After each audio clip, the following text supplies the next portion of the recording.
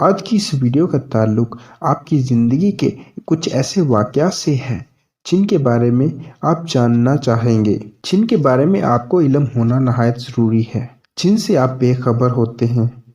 سب سے پہلا واقعہ جس کے بارے میں آپ نہیں جانتے، بچوں میں کل کتنی ہڈیاں ہوتی ہیں؟ پیدائش کے وقت بڑوں کی نسبت بچوں میں 100 ہڈیاں زیادہ ہوتی ہیں۔ بچے کی پیدائش کے وقت بچوں میں 300 سے زائد ہڈیاں ہوتی ہیں، جن میں اکثر آپس میں جڑی ہوتی ہیں۔ یہ لچکدار اور نرم ہڈیاں بچوں کی گروتھ میں مدد فراہم کرتی ہیں۔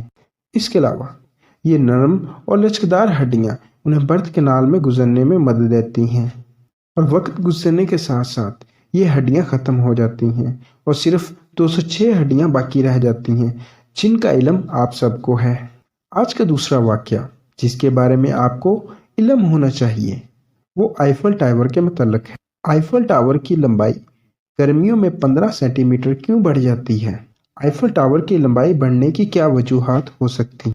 جب اشیاء کے ذرات کو گرم کیا جاتا ہے تو یہ اشیاء پھیلنا شروع ہو جاتی ہیں۔ ان کے ذرات زیادہ جگہ گھیرتے ہیں، اسے ہم تھرمل ایکسٹینشن کہتے ہیں۔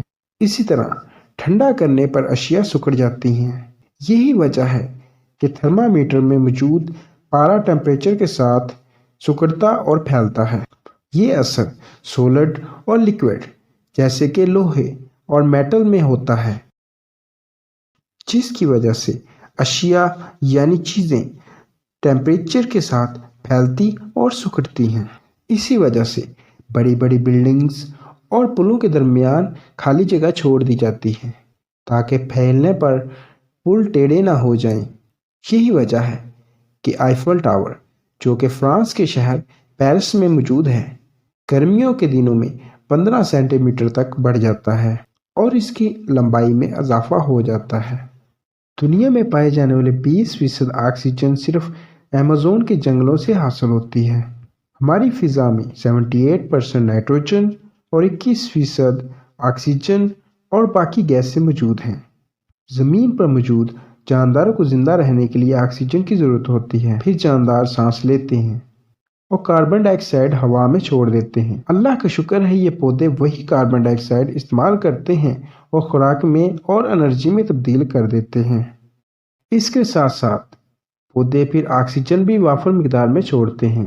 اسی طرح ایمیزون، جو 5.5 ملین مربع کلومیٹر پر مشتمل ہے، یہ جنگل زمین کی آکسیجن کا اہم ذریعہ ہے اور یہ زمین میں موجود کاربن ڈائی آکسائڈ کو بھی جذب کر لیتا ہے اور آکسیجن کا وافر مقدار میں ذریعہ ہے۔ کچھ میٹلز اتنی زیادہ ری ایکٹیو ہوتی ہیں کہ پانی کے ساتھ عمل کر کے دھماکوں کا باعث بنتی ہیں۔ تو بات کریں ان میٹلز کی، جیسے کہ پوٹاشیم، سوڈیم، لیتھیم، روبیڈیم، سیزیم، جو اس قدر ری ایکٹیو ہوتی ہیں، تو یہ میٹل جیسے ہی ہوا میں ایکسپوز ہوتی ہیں تو ہوا کے ساتھ ری ایکشن کرنا شروع کر دیتی ہیں۔ ایسی میٹلز جب پانی کے ساتھ عمل کرتی ہیں تو دھماکوں کا باعث بنتی ہیں۔ اس کی وجہ یہ ہے کہ تمام ایلیمنٹ خود کو سٹیبل رکھنا چاہتے ہیں اور وہ اپنے آؤٹر شیل کو فل رکھنا چاہتے ہیں۔ اسی طرح میٹل خود کے آؤٹر شیل کو فل کرنے کے لیے اپنے پاس آنے والی تمام عناصر سے بانڈ بنانا چاہتی ہیں اور ری ایکشن کرنا پسند کرتی ہیں۔ یہی وجہ ہے کہ جب پوٹاشیم اور اس سے ریلیٹڈ جتنے بھی میٹلز ہیں، ان کو جب پانی میں ڈالا جاتا ہے تو یہ دھماکوں کا باعث بنتی ہیں۔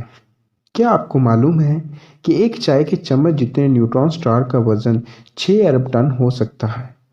جی ہاں، یہ ایک حقیقت ہے۔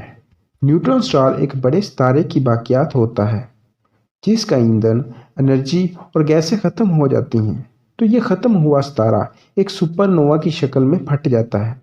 اس کے مرکز میں اس قدر کشش ہوتی ہے کہ یہ خود ہی میں گر جاتا ہے۔ اس سے ایک انتہائی ڈینس یعنی گھنا نیوٹران سٹار وجود میں آتا ہے۔ ماہرین فلکیات کا کہنا ہے کہ ایک ایسا ستارہ جو اپنے ہی مرکز میں گر جاتا ہے تو یہ نیوٹران سٹار کہلاتا ہے۔ اس کا ماس سورج جتنا اور سائز چائے کے چمچ میں پورا آ جاتا ہے۔